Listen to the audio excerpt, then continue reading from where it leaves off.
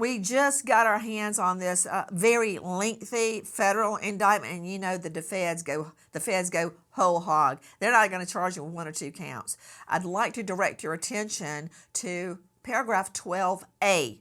Combs and other members and associates of Combs Enterprise, there's your witnesses right there, wielded power and prestige and would have repeat freak offs.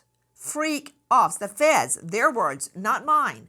They were elaborate and produced sex performances that Combs himself arranged, directed during, and often electronically recorded. A freak off.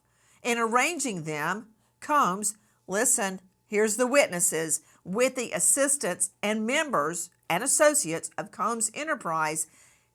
Here's the crime: transported, caused to be transported, sex workers across state lines and internationally. They occurred regularly, sometimes lasted multiple days, involved multiple commercial sex workers. And during the freak-offs, that's just a nice word, that's just a nice phrase for forcing women to be videoed while they're being raped. During the freak-offs, Combs distributed drugs to victims to keep them obedient and compliant. Sometimes, unbeknownst to the victims, Combs kept videos he filmed of victims in sex acts with sex workers. Did you hear that? That's exactly, Nima Rahmani, what Cassie Ventura said in her lawsuit, that he would force her to complete sex acts with sex workers and he would video it. After freak-offs, Combs and victims got IV fluids to recover from all the drug use and physical exertion. Can you hear what I'm saying, Rahmani? I Can do, you Nancy. hear This is about all being consistent. freak-offs? I do. This is all consistent with what Cassie told us almost a year ago in November. She was forced to have sex with these sex workers.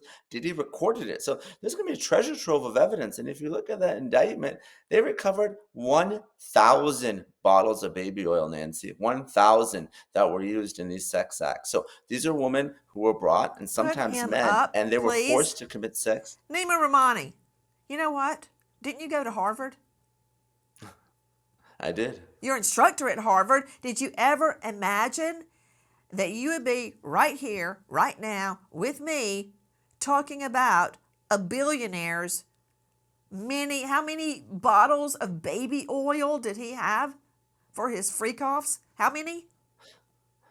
More than 1,000, Nancy. I never thought when I graduated Harvard Law School at age 22, I would be talking about Diddy rolling around in baby oil with commercial sex workers. So the answer to that is Yeah, no. me either. But this is just a tiny taste of what we're getting right here. And I'll tell you what I think, Rahmani, and the feds are not going to like it.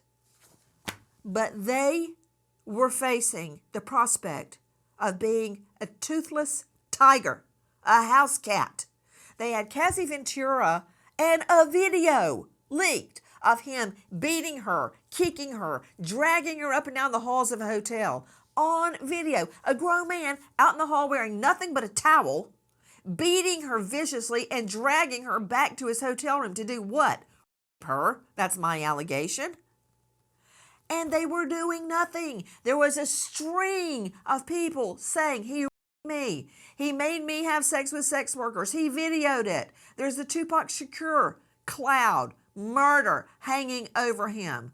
So what were the feds going to do? Sit back and twiddle their thumbs? No, they had to act, Rahmani. Well, of course they had to act. We've all seen that video of Diddy beating Cassie in 2016. And, when you're talking about RICO, there's a 10-year window for those predicate acts. So that window is coming up. If they didn't, 2016, Rahmani, 2016, nearly 10 years ago. They had to act or else hang their head in shame, Nima. they did. And their window was closing, Nancy. If they didn't file this, and we were asking, why did it take 6 months? If they didn't file, all of a sudden, some of these counts, they can fall off because of the statute of limitations.